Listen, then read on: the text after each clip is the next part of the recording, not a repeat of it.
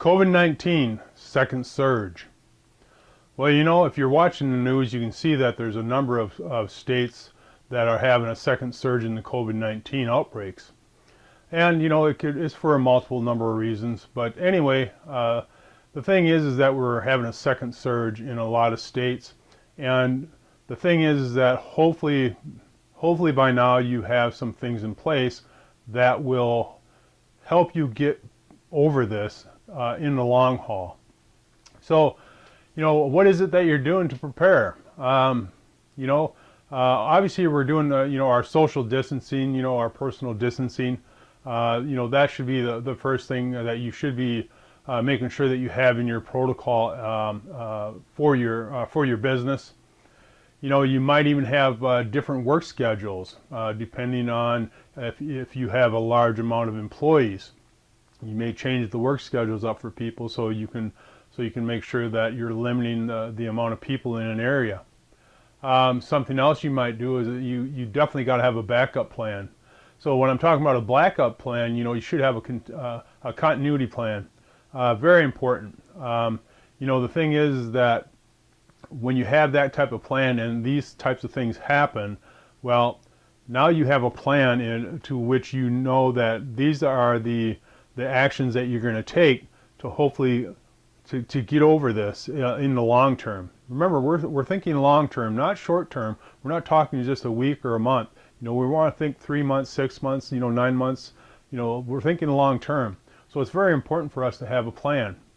Now, on the Janitorial Store, we have a continuity plan for commercial cleaning businesses, and we also have one on My House Cleaning Biz for residential cleaning businesses. So you can go there, you can go download it. In fact, we got 2 different types. We have one continuity plan that is based on scenarios, so you can go ahead and write out your scenarios as to what you foresee happening and how you'd handle things. And then we have a more comprehensive continuity plan that's multiple pages. So you have some choices there. So are you diversifying your supply lines? So hopefully we have learned something from this, because when the first surge came through, we couldn't find disinfectant, we couldn't find sanitizers, there's PPE and a lot of things that we couldn't find. So hopefully during the second surge, that what we've done is that we diversified our supply chains and that we have multiple lines of getting product and supplies. So very important. Something else that I hope that people have done is that they've built up some kind of a cash reserve. That's probably the number one reason why so many businesses actually went out of business, because they had no cash reserve to sustain them over a period of time. And it's common that most businesses don't have a cash reserve, which is really too bad, because we have to have that. We have to have it. So, think about that. Make sure you have a cash reserve that will sustain you for 3 months. Start off with that, or start off for 30 days. But we have to have something. Ideally it would be perfect if you had cash reserve that could sustain your business for 6 months. That would be ideal. So the other thing that we've got to do is that we got to build up our inventory. Remember, we talked about our supply chains. So we got to stock up our inventory. So again, our PPE, how are we doing on masks? How are we doing on gowns?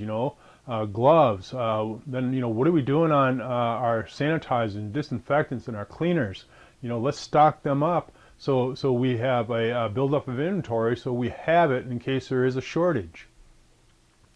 Now, something else you want to do is that you always want to work close with your clients, because we got to be able to respond to their needs.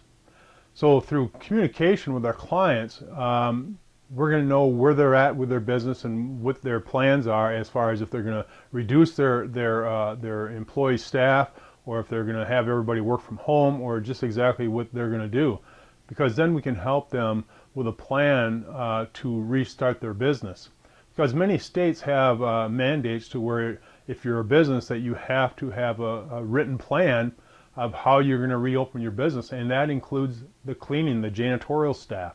So that's very, very important. So you can work with your clients on doing that. Something else you want to consider is you got to consider your management team. What are you doing for training there? You know, when in an incident like the COVID-19 and other pandemics that may happen or incidents that may happen, you know, is your management ready? You know, is your management team ready? Have they got the proper training? You know, in your continuity plan, you'll actually have people that are assigned specific tasks, you know, that they'll handle when a situation arises. So again, think about that. It's important that we have that. So then we also have to think about any additional insurance risks that we may have. Now, you know, some of those insurance risks, you know, again, will be covered in your continuity plan, but you know, we have to think about that because, you know, some insurance companies may not be willing to cover you if they know that you're going out and providing sanitation treatment, you know, for residential homes or commercial buildings. So, you know, it's always good to talk with with your insurance agent and, you know, think about what your insurance risks are. Something else we have to do is that we have to keep employees safe. Number one thing we have to do, keep our employees safe. So again, you know, we have to consider what our legal risks are there.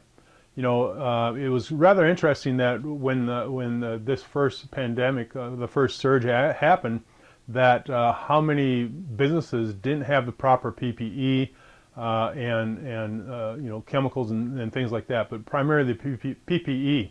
So that means that they didn't have the proper PPE to keep their employees safe, but yet they'd send them out here to, you know, send them out in the workforce to do cleaning on, it could be, you know, a confirmed case. In fact, I heard different stories of different companies that were going out and providing service that were did not have proper PPE and didn't have proper protocols and so on and so forth. But that's going to happen, you know, because everybody jumped on the bandwagon. It's like, you know, sharks at feeding time. When everybody decided that, oh, wait, I can make some money, you know, providing this service, everybody jumps on it and they go for it. But they lack training, they lack PPE, and the protocol. So that's not smart because, again, when we start talking about legal risk, that there will come back to bite you big time. So we don't want that. Always keep your employees safe. Make sure you have the proper PPE, training, and everything else in place. And talking about employee training, again, that's another one that we have to have in place so we're prepared. Again, you know, some companies keep on, they continue to forget about the PPE training.